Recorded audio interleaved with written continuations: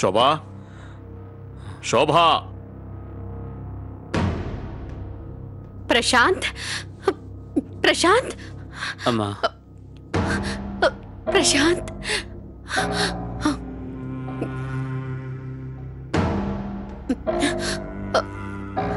ఎక్కడికి వెళ్ళిపోయావు నువ్వు? రాత్రంతా ఎక్కడ తిరుగుతూ ఉన్నావు? కళ్ళల్లో బొత్తలు వేసుకొని నీకోసం ఎదురు చూశాను. ఎన్ని పిచ్చి పిచ్చి ఆలోచనలు వచ్చాయో. కానీ నువ్వు... అమ్మా, నేను ఇలా బాధపడతావని నీ సెల్కి ఫోన్ చేశాను రాత్రి. ఈరోజు రాత్రి ఇంటికి రావట్లేదని చెప్పడానికి. కానీ నేను ఎంత మాట్లాడినా నువ్వేం జవాబు ఇవ్వలేదు. హలో హలో అంటూనే ఉన్నాను నేను. అయితే నా ఫోన్కి చేసి ఉండాల్సింది. అంశుని మేము హాస్పిటల్కి తీసుకెళ్ళాం కదా, తన ఫోన్ ఎక్కడో పెట్టి మర్చిపోయి ఉంటుంది. బాగా అలసిపోయి ఉంటానన్న. శోభ, ఒక పని చేయను, వీడి తినటానికి ఏదైనా తొందరగా ఏర్పాటు చేయి. బాగా ఆకలిగా ఉండుంటుంది. అలాగేనండి, ఇప్పుడే చేస్తాను.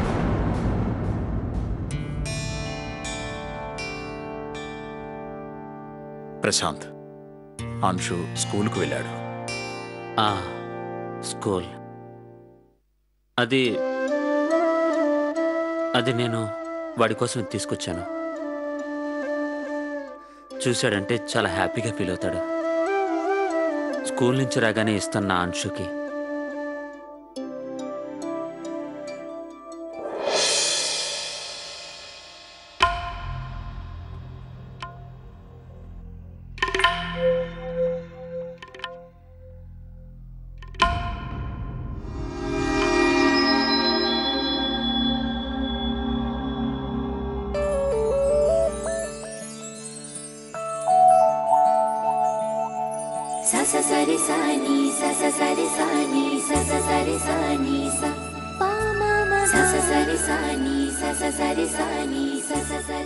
చూడండి మేడం, మీ ముగ్గురు కోడళ్ళ చేతులకి మెహందీ పెట్టేశాను.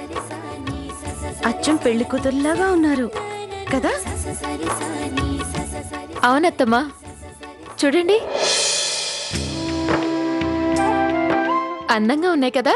అవును, చాలా అందంగా ఉంది. ప్రణతి, నువ్వు చూపించు. నిజంగా చాలా అందంగా ఉంది మెహందీ. ఇదిగో నీ బహుమతి. Thank you. నేను చేతులు కడుక్కుని వస్తాను.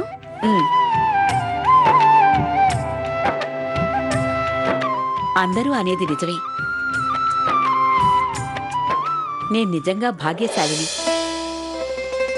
నాకు మీలాంటి అందమైన, గుణవంతులైన, బంగారం లాంటి కోడళ్ళు దొరికారు. చాలు, ఇప్పుడు నా ఇంటికి ఎవరి దిష్టి తగలకుండా ఉంటే చాలు. చాలు.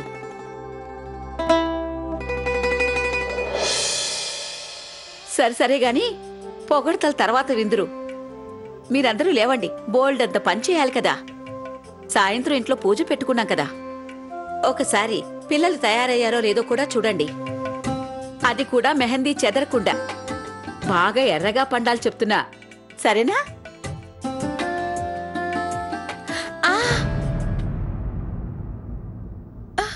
అయ్యో, ఏమైందమ్మా?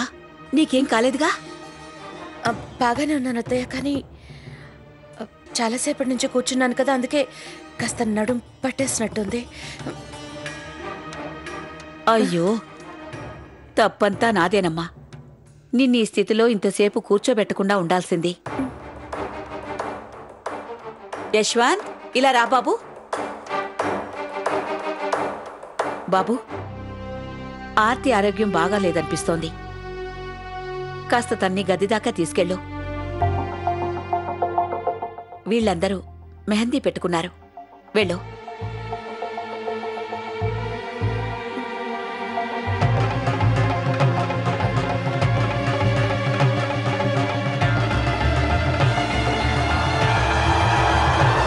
అరే, ఏంటి ఆలోచిస్తున్నావు? పద, త్వరగా తీసుకెళ్ళు తన్ని. యశ్వంత్, తన ఆరోగ్యం బాలేదు.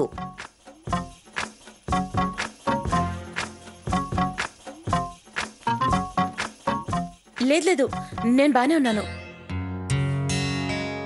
నేనే వెళ్ళిపోతా. అరే ఏంటి అశ్వంత్ అలా చూస్తూ నిలబడ్డావు? తను లేవలేకపోతుంది. త్వరగా తీసుకెళ్ళి తన్ని. త్వరగా తీసుకెళ్ళి బాబు.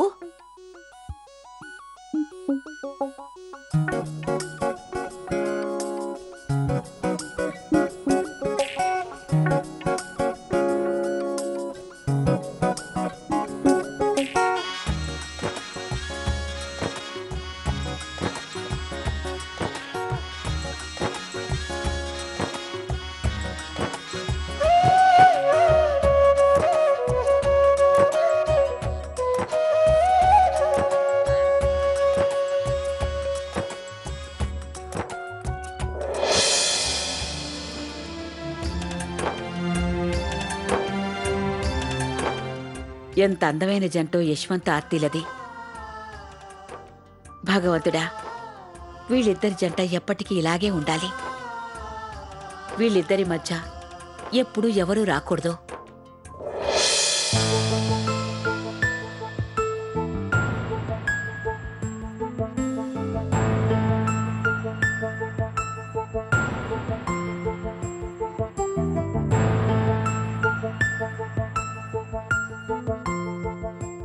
అమ్మమ్మ,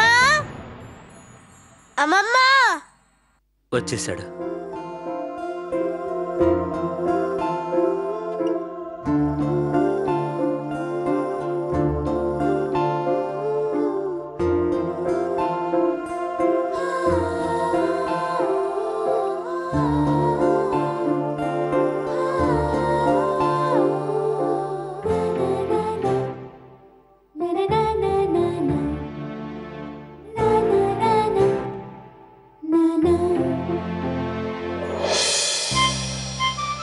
ఈ గిఫ్ట్ ఎవరి కోసం?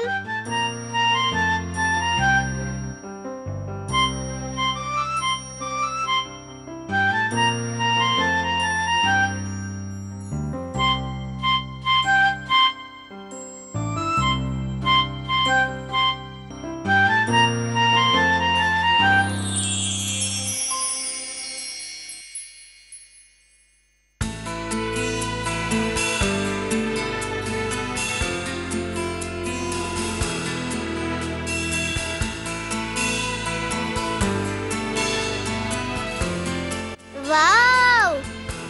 చూసారా తాతయ్య, ఏరోప్లేన్. ఎప్పటి నుంచో నేను ఇలాంటి ఏరోప్లేన్ కావాలని అడుగుతున్నాను. మా నాన్న తీసుకొచ్చారు కదా. థ్యాంక్ యూ నాన్న, ఐ లవ్ యూ.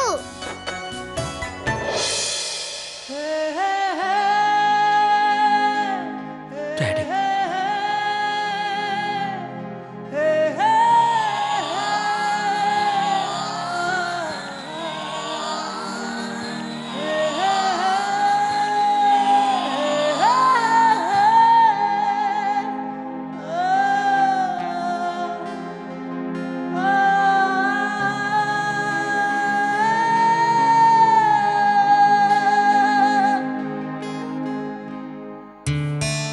ఎంత సంతోషపడ్డాడు కదా.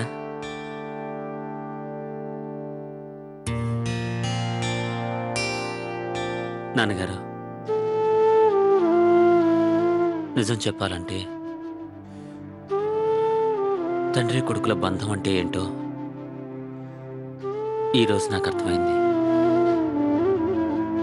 అక్కడ లలిత్పూర్ హాస్పిటల్లో అంశు తన చిన్నతనం గురించి నాకు చెప్పాడు. ఆ రోజుల్లో వాళ్ళ నాన్న వాడి దగ్గర లేనప్పుడు వాడు వాళ్ళ నాన్నకి ఉత్తరాలు రాసేవాడట. బొమ్మలు కావాలని, బుక్స్ కావాలని రాసేవాడట. ఇప్పుడు దీన్ని విధి నాతో ఆడుతున్న నాటకం అనాలా, లేక నా తప్పులకు శిక్ష అనాలా? ఈరోజు నా సొంత బిడ్డ చేత నేను ఒక పరాయివాణిలా అంకులు అనిపించుకోవాల్సి వస్తుంది.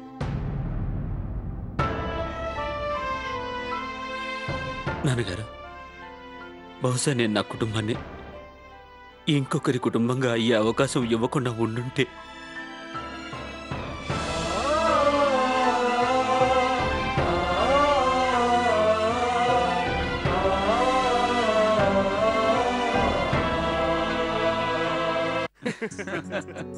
అవునవును, ప్రతి పండక్కి ఆడవాళ్ళకి ఎందుకు ఇంపార్టెన్స్ ఇస్తారు?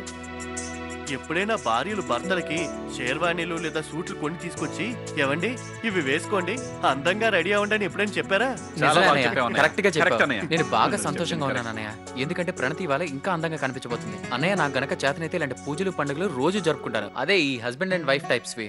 మాకు నీ భావాలు చాలా బాగా అర్థమవుతున్నాయి, అందుకే ఈ కవిత నీకోసం. విరహం లేని ప్రేమ ప్రేమే కాదు. అసలు ప్రేమలో విరహం లేకపోతే అది ప్రేమే కాదు. ఏం చెప్పావు అన్నయ్య, ఏం చెప్పావు? ఇంకా ఉంది. అసలు కారమే లేని మమకారమే మమకారం. అసలు కారణమే లేని మమకారమే మమకారం. ఏం చెప్పావు అన్నయ్య, అదిరిపోయిందనుకో. ఇంకా అయిపోలేదు. ప్రేమ మత్తులో పడి అందులో ఆఖరి శ్వాస విడిచిన జన్మ ధన్యమైనట్టే. అబ్బాబాబా అన్నయ్య, ఏం కవిత్వం అన్నయ్య. సూపర్. మనసును మనసై బ్రతుకున బ్రతుకై తోడకరుండిన అదే అదే భాగ్యం అన్నయ్య. అబ్బాబాబా ఏం చెప్పావు అన్నయ్య. ఆర్తి వదిన, ఇక తన గురించి ఎంత చెప్పినా తక్కువే. మొదట్లో యశ్వంత్ అన్నయ్య వెడ్డింగ్ ప్లానర్. ప్లానరే. ఈయనని ప్రేమికుడిగా మార్చేసింది ఆర్తి వదిన తన ప్రేమతో. చిన్నోడు రాడు రా.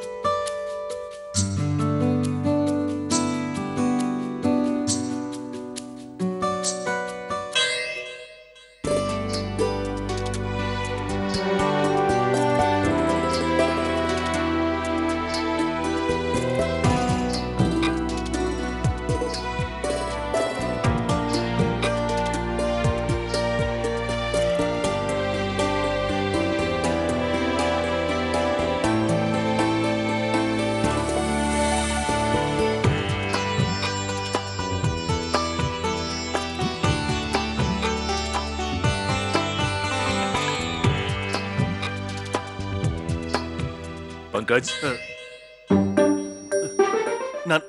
నాన్నగారు మీ ముగ్గురు బయటికి వెళ్తున్నారా?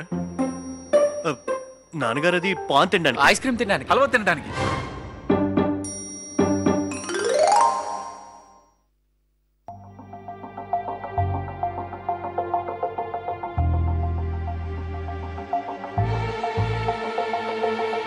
కానీ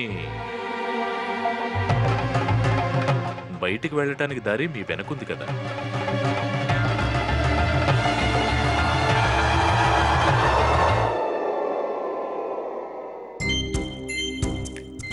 నాన్నగారు అది మేము అంటే నాన్నగారు యూటర్న్ మాట్లాడుతూ అనుకోకుండా ఇలా వచ్చేసాం.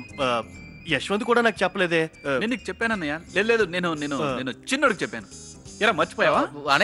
అనయ్య నేను అది మరి. సరే అయితే వెళ్ళండి. పాన్, ఐస్ క్రీమ్, హల్వా ఏం తినాలనిపిస్తే అది ప్రశాంతంగా తినరండి.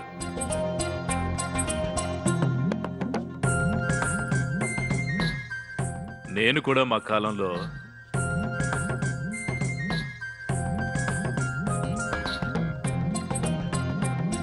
ఈ 3 ఐటమ్స్ ని చాలా ఇష్టంగా తినేవాడు. ఏం గాయత్రి? ఏంటండి మీరు?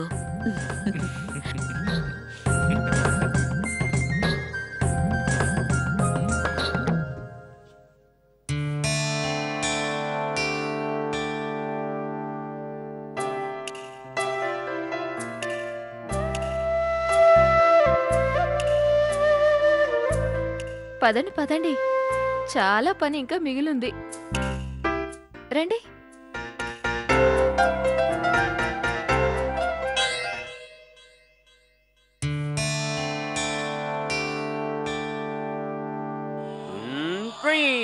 అరే ప్లేన్ ఎగిరిపోయిందే, కానీ ఈ ప్లేన్ ఎక్కడికి వెళ్తోంది? ఢిల్లీ. పైలట్ గారు ఒక టికెట్ ఇవ్వండి ప్లీజ్, నేను కూడా ప్లేన్ ఎక్కుతాను. కుదరదు, ఎగిరిపోయింది. ఒక్క టికెట్. ఓ ఎగిరిపోయిందా? ఇప్పుడు ఇప్పుడు నేనెలా వెళ్ళాలి? నెక్స్ట్ ప్లేన్ లో. నెక్స్ట్ ప్లేన్ లోనా? సరే కూర్చోండి. సరే అయితే.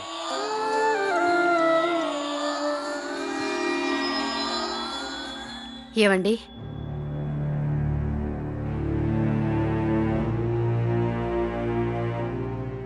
నేను కర్వాచౌత్ పూజ కోసం గుడికి వెళ్తున్నాను. మీరు కాస్త జాగ్రత్తగా చూసుకోండి. కర్వాచౌత్ పూజ కోసమా?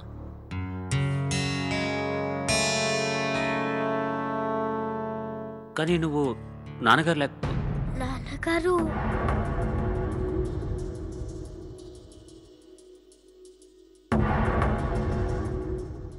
అది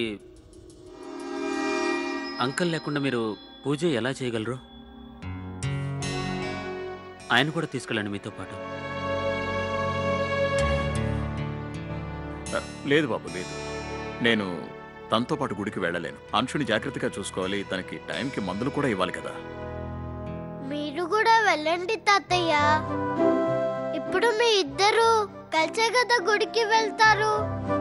నాకు బాగా గుర్తుంది, అమ్మమ్మకి తాతయ్య ఎంతో ప్రేమతో gift కొనిచ్చేవారు.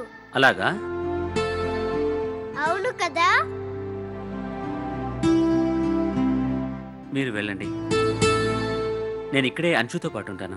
Don't worry. Don't worry.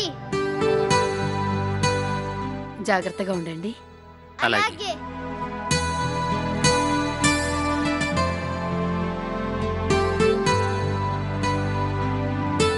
పద మనం ఆడుకుందాం. అంకుల్ బాగా ఆకలేస్తుంది.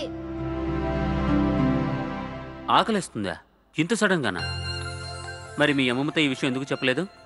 అప్పుడు ఆకలి వేయలేదు, ఇప్పుడు వేస్తుంది. ఏం పర్వాలేదులే.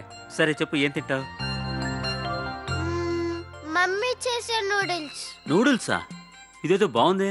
నాకు నూడిల్స్ చేయడం బాగా వచ్చు. అరే మీ అమ్మకు నూడిల్స్ చేయడం నేర్పించింది నేనే. మా అమ్మకి మీరు నేర్పారా? మీరు మా అమ్మకి ఎలా నేర్పించారు?